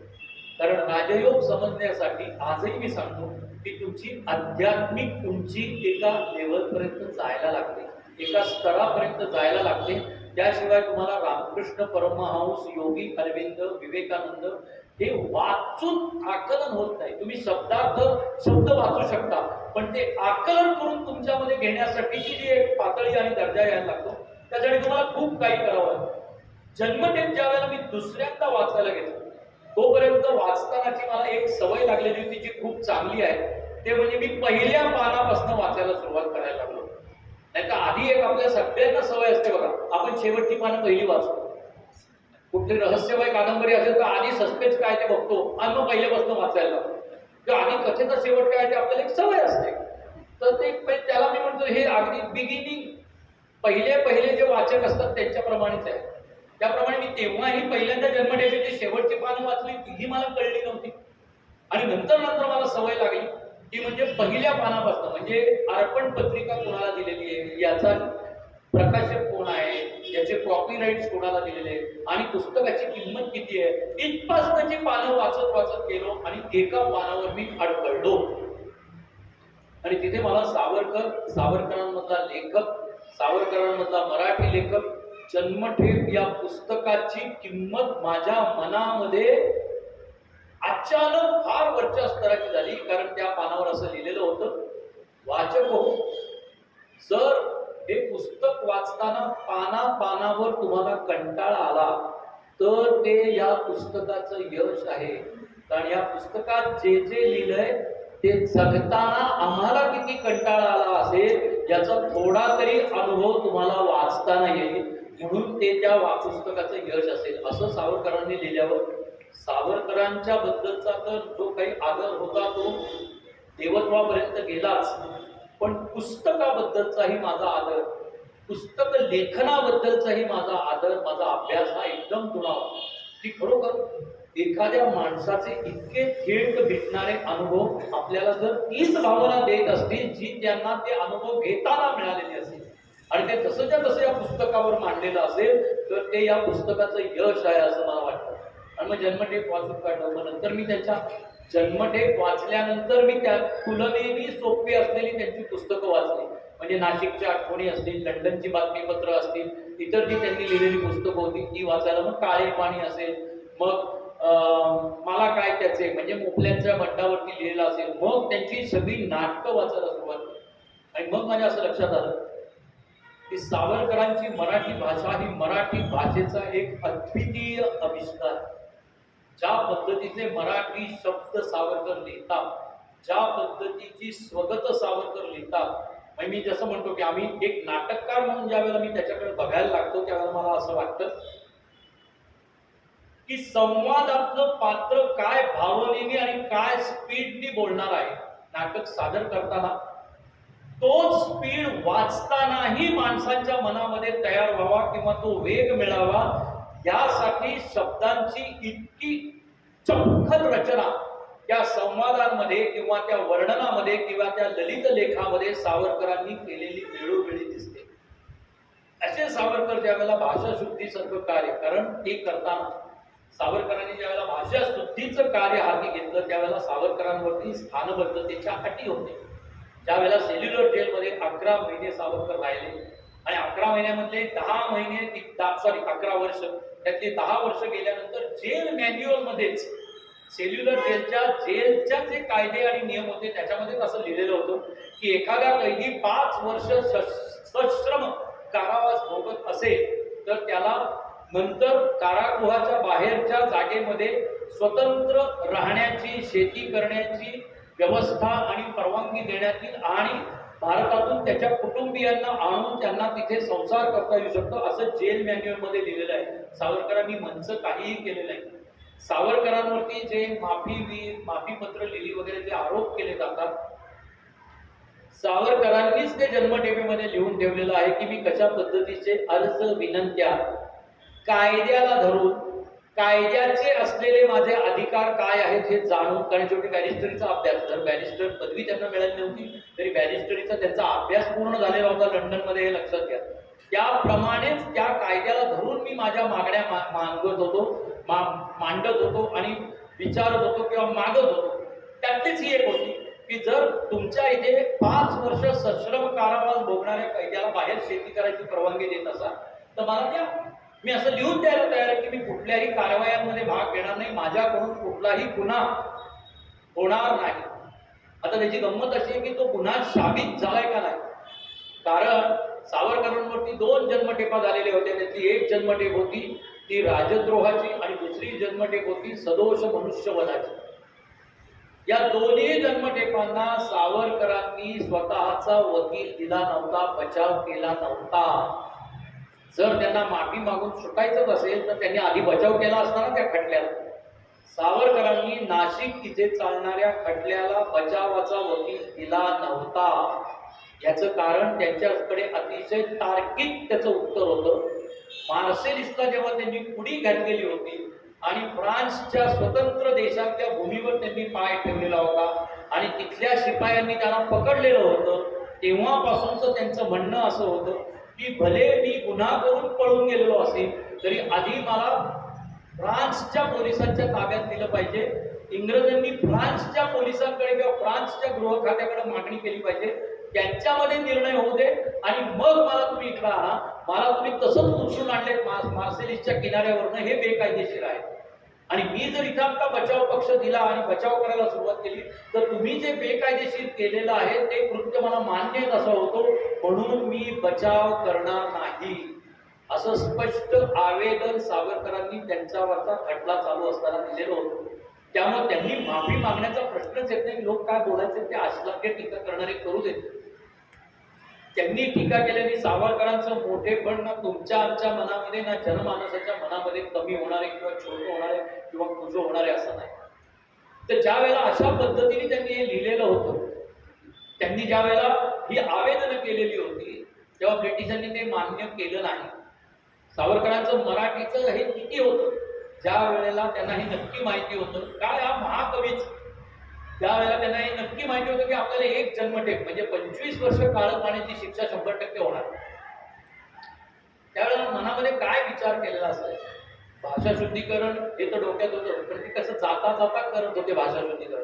त्याच्यासाठी वेगळी बैठक लावत वैनायकी नावाच्या वृत्ताची निर्मिती करायची आणि त्याच्यातनं काव्य रचना करायची. आता 25 वर्ष करायचं काय, त्याला ठरवलं वैनायकी नावाच्या वृत्ताची निर्मिती करायची, त्याच्यामध्ये काव्य रचना करायची आणि एक महाकाव्य द्यायचं. या महाकाव्याची गंमत अशी आहे, कालच मी माझ्या व्याख्यानात सांगितली, ती सांगितली पाहिजे. 8वीत असताना म्हणजे इंग्रजी 3रीत असताना खरे नावाचे शिक्षक नाशिकमध्ये सॉनेट शिकवत होते. इंग्रजीमध्ये सॉनेट शिकवत होते. सॉनेटचा एक बेसिक नियम सगळ्यांना माहिती की 14 ओळींमध्ये वृत्तबद्ध रीतीने ते काव्य पूर्ण करायचं असतं आणि माझ्या मते शेवटच्या 2 ओळीमध्ये संपूर्ण याचा सारांश कोणाला याचा असतो. अशा पद्धतीचं सुनीताचं किंवा सॉनेटचं एक आकार आहे, व्याकरणिक आकार आहे असं म्हटलं जातं. आणि त्यांनी ते सगळं शिकवलं. त्यांनी ते शिक्षकी पद्धतीने सर्व नियम समजावून सांगितले आणि त्यांनी सांगितलं तुम्हाला रचता येईल का असं सॉनेट. मुलं काय ती 8वीतली ती आपली गप्प बसली नाही, अवघं सुनीत कसं रचतं. ते म्हणजे जाऊ देत, निदान हे आहे हे पाठ करून टाका आणि उद्या ते पाठ म्हणायचं. मुलं आपली नेहमीप्रमाणे शब्दाला शब्द रट्टावायला सुरुवात केली. सावरकरांचं इतकं हे असायचं की सावरकर एक पाठी होतं. सावरकरांच्या वाचनाचा स्पीड सावरकरांनीच वर्णन करून ठेवलेलं आहे की ते फार भरभर वाचायचं. आणि अभिनव भारताचे त्यांचे सदस्य त्यांना विचारायचे, तात्या आम्हाला जे पुस्तक वाचायला जवळजवळ 20-20 दिवस लागतात ते तुझं 3 दिवसात कसं संपलेलं असतं. मग त्यावेळेला सावरकरांनी अभिनव भारताच्या सदस्यांना वाचावं कसं याचं एक लेक्चर दिलं. त्यावेळेला त्यांनी सांगितलं काय काय असतं, कर्ता कर्म क्रियापद विशेष. एक पान बघावं, समजा एकाच विषयाला वाहिलेलं जर हे असेल तर त्याच्यामध्ये साधारण 3 ते 4 ओळीनंतर कर्ता सेम असतो, विशेषण सेम असतं त्याच कर्त्याचं. क्रियामध्ये तुम्हाला कळल्यानंतर संपूर्ण वाक्याची रचना आणि आशय कळू शकतो. त्यामुळे तुम्हाला त्या वाक्यातलं काय वाचायचं हे पटकन कळलं पाहिजे. ते जर तुम्ही एक भरभर वाचायला सुरुवात केली तर जे पान वाचायला तुम्हाला 1.5 मिनिट लागतं ते पान मी 26 सेकंदामध्ये वाचू शकतो. ह्या स्पीडने जर हे केलं तर साधारण 10 म्हणजे ते 3 इडियट्स मध्ये तो कशी दोन्ही पानांवरती लिहायचा बोंब निराळी आपल्याला दाखवलेलं आहे, तशा पद्धतीच्या स्पीडनी सावरकर वाचू शकायचे. हा सावरकरांचा हे होत. तर त्यावेळेला त्यांनी भरभर ते पाठ केलं. दुसऱ्या दिवशी खरे शिक्षकांच्या समोर त्यांनी भरभर म्हणून दाखवलं. ते तात्यांनी मराठीत त्याचं भाषांतर करून सुनीत रचून दाखवलं. म्हणजे खरे शिक्षक असे आवासूनच ऐकत राहिले की काय हा मुलगा आहे. त्याच्या बुद्धिमत्तेबद्दल सगळ्यांना शाळेमध्ये अभिमान नव्हताच, पण काल शिकवलेल्या काव्य प्रकारावरती हा मुलगा इंग्रजीचं मराठी भाषांतर तेवढ्याच चोख शब्दांमध्ये आणि तेवढ्याच ओळींमध्ये इतक्या सुंदर पद्धतीने करू शकतो. हे म्हणल्यावर त्यांनी पुस्तकच ठेवलं, सुनीतांचा एक संग्रह ठेवला आणि त्यांनी तात्या आपल्या मुलांसाठी याचं पण करू नाही म्हणत. माझी प्रतिभा मी दुसऱ्याने जे लिहिलेलं आहे त्याचं भाषांतर करण्यात कशाला वाटतं. हे इयत्ता 8वीतल्या मुलांचं ही डायलॉग्स कदाचित वेगळे असतील त्यावेळेचे, पण अभिमान स्वतःच्या भाषेबद्दलचा आणि स्वतःच्या प्रतिभेबद्दलचा तोच होता की मी दुसऱ्याचं भाषांतरित करण्यासाठी माझी प्रतिभा का वाया घालू, मी महाकाव्य रचेन. आणि ते महाकाव्य रचण्यासाठी आपल्याला 25 वर्षाची शिक्षा नक्की होणार आहे. तर आपण त्या तिथं मिळणाऱ्या वेळामध्ये महाकाव्य रचूया. झाली शिक्षा 50 वर्षाची, 2 जन्मठेपांची. एखादा मटकन खाली बसला असता कोर्टाच्या त्या चौकात त्या कटघऱ्यामध्येच. तात्यांच्या मनात विचार आला, अच्छा म्हणजे आता 2 महाकाव्य लिहावी लागतात. हा विचार फक्त सावरकर करू शकतो. मराठी भाषेचं समाजाला असणारं महत्व कळण्यासाठी शुद्धीकरण केलं पाहिजे. हे छत्रपती शिवाजी महाराजांनंतर लोकमान्य टिळकांना उमगलं आणि त्याच्यानंतर प्रत्यक्ष कृती झाली ती विनायक दामोदर सावरकर आणि गणेश दामोदर सावरकर. त्यांना हे कळलेलं होतं, कारण ते नेहमी म्हणायचे की मराठी माणूस हा लढवय्या आहे. मी जे आजही म्हणतो ते सगळ्यांना पटलेलं होतं की अहो आपल्या धमन्यातच शिवाजी महाराज युद्ध, अन्यायाचा प्रतिकार आणि फणा काढेल असा स्वाभिमान हे मराठी माणसाच्या धमन्यातच आहे. कारण आपल्याला नकळत संस्कारच शिवाजी महाराजांचे झाले. त्यामुळे यांच्यातली विजिगुषू वृत्ती जर दाखवायची असेल तर यांचं भाषा प्रेम वाढवत आहे. आणि भाषा प्रेम म्हणजे जिथे जिथे म्हणून आजही मी हे माझ्यावरनं सांगतो. अजूनही मला पटकन मी म्हणतो टेबलावर ठेवलेल्या वस्तू, पण आजही मी धन्यवाद म्हणतो, सुप्रभात म्हणतो. हे म्हणायला लागल्यानंतर जसं आपल्या कपड्यांच्या बाबतीत नाही की नौखा जेव्हा एखादा येतो आपण तिथे असलेले सगळे जण पूजेला जेव्हा सोहळं घालतो तेव्हा पहिले तासभर आपण अतिशय कन्फ्यूज होतो त्या सोहळ्याला कसं हे करावं. पण जो रोज सोहळं घालतो ते कॅरी करतो, तो कॅरी करतो. तसं मराठी शुद्ध भाषा आपण जर कॅरी करायला लागलो की थँक्यूच्या ऐवजी धन्यवाद, तर ते स्वीकारलं जातं. हा माझा अनुभव आहे. गेल्या 5 वर्षापासून सातत्याने मी हा प्रयत्न करतोय की हे शब्द म्हणायचे. धन्यवाद, कृपया हे कराल का, हे तुमच्या बोलण्याच्या ते बोली भाषेसारखी ज्या वेळेला येतात त्यावेळेला ती पोच होत नाही, तो ऍटिट्यूड होत नाही, तर ते स्वाभाविकरित्या. आता हे मी मुद्दाहून मराठीमध्ये जे ऍटिट्यूड काय शब्द घालतोय तर ते तुम्हाला आम्हाला समजावेत आणि भाषेच्या माझी भावना पटकन तुमच्यापर्यंत पोहोचावी म्हणून. नाही तर शुद्ध मराठी आलं तर मला आधी लिहून काढावं लागेल आणि ते वाचावं लागेल. तर त्यामुळे इतक्या सहजरित्या संवाद साधतो आहे. तर मी केलेला हा प्रयोग आहे आणि तो प्रयोग आज तागायत यशस्वी झाले.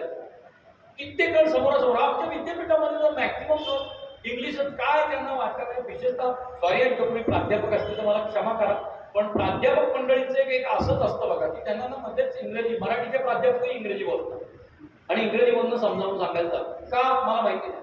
सगळ्यांना समोर आल्यानंतर गुड मॉर्निंग, त्यांना जेव्हा सुप्रभात ते उत्तर दिलं जातं ना ते कॅरी केलं गेलं तर ते स्वीकारलं जातं. त्याच्यामध्ये की अरे हे माझ्या तोंडात बसलेलं आहे, माझ्या जिभेला हे वळण लागलेलं आहे, मी अशाच पद्धतीने छान मराठी बोलू शकतो. हे कळण्यासाठी आपल्याला ते शब्द सहजरित्या वापरायची सवय लागली पाहिजे. कुठपासून हे सुरू होतं, तर आज आपण मराठी भाषेच्या शुद्धीकरणाचा जर विचार करायला लागलो, आधी त्यांचा एक किस्सा सांगतो सावरकरांचा, की तिथे त्यांनी हे सुरू केलं.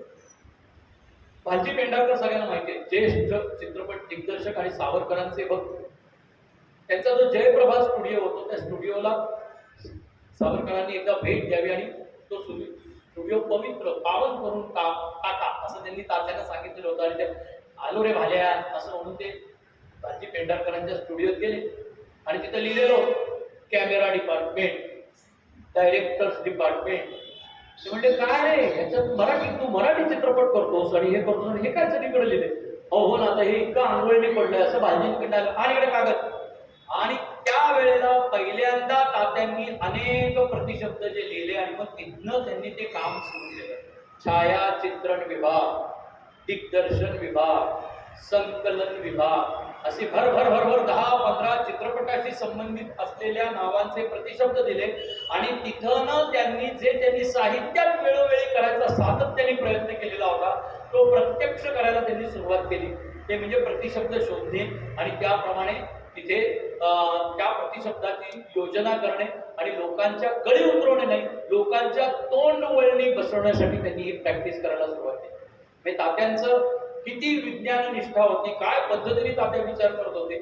आज आपण जे म्हणतो ना, आपण मोबाईलवरती टाईप करतो, तर एकदा असंच तात्यांच्याकडे त्यांचा लेखनी घ्यायचा, तो टाईपरायटर वापरायचाच, टंक लेखन करायला आलेला असायचा आणि तो त्या टंक लेखन यंत्रावरती काम करायला लागलेला असायचा. तर तात्या असे बसलेले असायचे. साधारण त्यांचं वय तेव्हा 72 ते 75 असायचं. तुम्ही तात्यांचा तो एक टिपिकल फोटो आहे बघा, मोठ्या तक्त्याला असे टेकून बसलेले आणि हे केलेलं, ते सांगत जायचे आणि तो टंक लेखन करत असायचा. ते बघत असताना तात्या एक क्षण थांबले आणि तो टंकलेखक आता बोलतील मग बोलतील असं हे करताना ते म्हणजे तुला फार त्रास होत असेल ना, मी ज्या वेगाने बोलतो आहे ते बरोबर हे करायला. तो म्हणला हो, पण मी मध्ये तुम्हाला थांबवतो तात्या, त्यामुळे मला तशी अडचण नाही. त्यावेळेला तात्यांनी जे हे साधारण मी तुम्हाला सांगतोय 1955-56 साली तात्यांनी एक स्वप्न पाहिलं होतं. ते 2002 किंवा 2003 साली सत्यात उतरलं. ते स्वप्न असं होतं, ते म्हणले नाही, मी विचार असा करतोय की खरंच माझ्या हातामध्ये जर एखादं असं यंत्र आलं की मी एका हातात ते यंत्र पकडलंय आणि दुसऱ्या हाताच्या बोटाने बरोबर जे तू टंकलिखित 2 हाताने करतोय ते मी एका हाताने करायला लागल्यावर असं यंत्र कधीतरी आलं पाहिजे ना. लेखकांसाठी ते खूप उपयोगी असणार आहे. ते मोबाईलच्या रूपाने आपल्याकडे पाहिलं की तेव्हा त्यांनी पाहिलेलं स्वप्न होतं. तेव्हा त्यांना मोबाईल, सॅटेलाइट फोन हे काही असण्याचं, पण त्यांची उडी, त्यांची उंची, त्यांची विज्ञान निष्ठा ही एवढी होती की विज्ञानाधिष्ठित अशी मराठी भाषा ही शुद्ध व्हायला पाहिजे हा आग्रह तात्यांनी सातत्याने धरला. आणि त्याच्या मागे त्यांची भूमिका, मराठीचा दुराभिमान नव्हता, तर त्यांचं म्हणणं प्रत्येक मातृभाषेच्या बाबतीत होतं. फक्त मराठी तसं नाही, ते मराठी होते ज्यामुळे त्यांनी मराठी मातृभाषेचा आग्रह धरला की जोपर्यंत इथले नागरिक, इथला समाज आपल्या भाषेमध्ये आपले दैनंदिन व्यवहार करायला सुरुवात करत नाही, तोपर्यंत भाषेचे आणि मातृभूमीचे संस्कार त्यांच्यावरती प्रस्थापित होणार नाही आणि तो समाज मातृभूमीवरच्या अन्यायाला प्रतिकारासाठी सज्ज होणार नाही. अशा पद्धतीची इतकी थेट आणि उदात्त भावना सावरकरांची मातृभाषेच्या बाबतीत होती. आणि त्या मातृभाषेच्या शुद्धीकरणाच्या बाबतीत त्यांनी केलेले जे अमोघ काय, की आजही ते शब्द प्रचलित का आहेत, कारण ते इतके योग्य शब्द होते. आपण आता ते शब्द तितक्याच योग्य पद्धतीने वापरावेत असं मला वाटतं. मग आपण काय काय करू शकतो, तर आपण आजही कित्येक जणांना अशी सवय आहे की मराठीतले मेसेज किंवा मराठीतले संदेश सुद्धा आपण इंग्रजी अक्षरात टाईप करतो. जेवण झालं का, जे काढतो 1 नंबर काढतो आणि झालं का ZALAKA असं लिहितो. हे मराठीमध्ये करून घ्या. मराठी ऍप लावा, युनिकोड मध्ये तयार करा आणि मराठी भाषेत टाईप करायला लागा. तुम्हाला मी नक्की सांगतो की आपोआप तुमचे मराठी शब्दांचा जो संग्रह, जो समुच्चय आपल्या मनामध्ये आणि बुद्धीमध्ये आहे तो आपोआप वाढायला सुरुवात होते. उत्तमोत्तम मराठी शब्दांचे अर्थ क्षणार्धात आपल्याला कळायला लागतात. आपण खूप चांगलं, म्हणजे आपल्या सगळ्यांनी आता बोलताना आणि बोलण्यापेक्षाही लिहिताना मराठी भाषा जास्तीत जास्त रुंदावली पाहिजे असं मला वाटतं. आज सगळे मिळून जास्तीत जास्त 1000 ते 1125 मराठी शब्द आपण सातत्याने वापरतो. ही कक्षा आपल्या सगळ्यांची ही नैतिक जबाबदारी असं मला वाटतं की ती 5000 शब्दांपर्यंत. तुकोबा रायांचे जर 5000 अभंग असतील तर आपल्याला 5000 मराठी शब्द आपल्या बोली भाषेमध्ये वापरता आलेच पाहिजेत असं मला वाटतं. हीच आपल्या सगळ्यांची श्रद्धांजली ठरेल. भाषा शुद्धीकरणाचा तिसरा उपक्रम राबवणार, कारण पहिले उपक्रम राबवला आपल्या संतांनी, दुसरा उपक्रम राबवला छत्रपती शिवाजी महाराजांनी आणि तिसरा उपक्रम राबवला स्वातंत्र्यवीर सावरकरांनी. या तिघांनाही ती आदरांजली ठरेल आणि त्यांचंच घेतला हा वसा चालवू आम्ही असं म्हणलं जातं, तो वसा आपण चालवू शकतो. आणि तसं जर झालं तर आपण सगळे मराठीचे सैनिक आहोत. मराठीला पराभव नाही. एवढं बोलतो आणि थांबतो. धन्यवाद.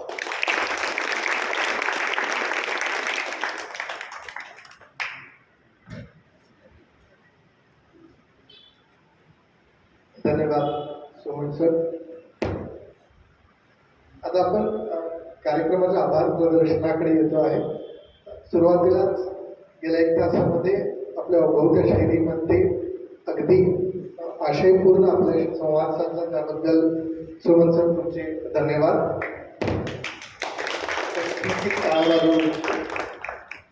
आपल्या इथे हा कार्यक्रम झाला त्यासाठी ज्यांनी सहकार्य केलं त्या सगळ्यांचेच धन्यवाद. सरस्वती वाचनालय, सुहास सांगलीकर, मेघा खांडेकरजी यांचे आभार. त्यांच्यामुळे आपल्याकडे हा कार्यक्रम झाला. तसेच जसे काकडे सरांनी आधी सांगितले की अमेरिकेमधून या कार्यक्रमाची संकल्पना ज्यांनी जे आयोजित केलं ते जगदीश कुंटे सर, त्यांचे आभार. आणि हा कार्यक्रमाला मूर्त स्वरूप देऊन इथे सगळे उपायुक्त, सगळी योजना केली ते ग्रंथालयाचे आपले सगळे स्टाफ, गुरु असेल, प्रशांत असतील, रंजना मॅडम असतील आणि रेडकर सर, त्यांचे सगळ्यांचे धन्यवाद. कार्यक्रमाला प्रसिद्धी दिली त्यासाठी आपले सगळे समाज माध्यम आणि पत्रकार यांचेही आभार. आणि कार्यक्रमाला आपण सगळे उपस्थित राहिलात, बालिका आदर्श शाळेच्या विद्यार्थ्यांनी देखील उपस्थित राहिला, त्यासाठी आपल्या सगळ्यांचे धन्यवाद, आभार. कार्यक्रमाचा शेवट आता वंदे मातरमने होणार आहे. त्यासाठी मी किशोर काकडे सरांना विनंती करतो. धन्यवाद चैतन्य. वंदे मातरम. सुजलाम सुफलाम मलयज शीतला शस्य श्यामला मातरम. वंदे मातरम. शुभ्रज्योत्स्ना पुलकितयामिनीं पुल्लकुसुमिता द्रुमदलशोभिनीं सुहासिनीं सुमधुरभाषिणीं सुखदां वरदां मातरम्. वंदे मातरम. कोटि कोटि कंठ कल कल निनाद कराले कोटि कोटि भुजे धृत कर करवाले. हे बोले मां तुम्ही अबले बहुबलधारिणी नमामि तारिणी रिपुदलवारिणी मातरम. तुम्ही विद्या, तुम्ही धर्म, तुम्ही हृदय, तुम्ही मर्म, त्वं हि प्राणा शरीरे.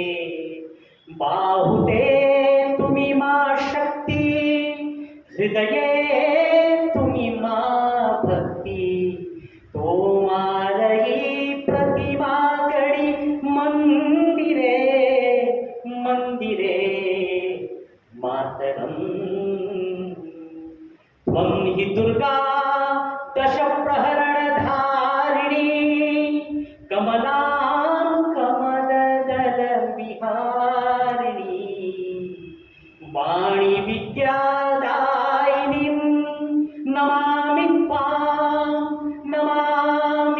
कमला अमला अतुला सुजला सुफला मातरम